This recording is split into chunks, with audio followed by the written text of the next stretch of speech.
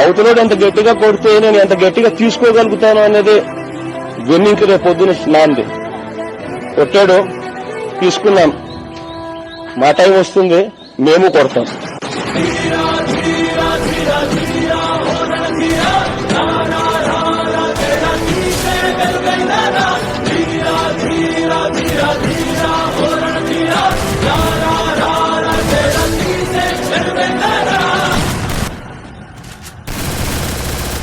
ఒకవేళ వీడి రోజు చస్తే నా మాటని నెరవేర్చే యోగ్యత వీడికి లేదనుకుని మర్చిపోతాను.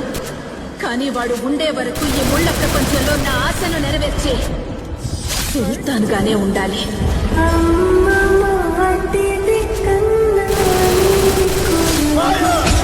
చివరికి వాడు చావబోయే రోజొచ్చినా వాడి పాడె మోసే పని కూడా ఎవ్వరికీ దొరకదు.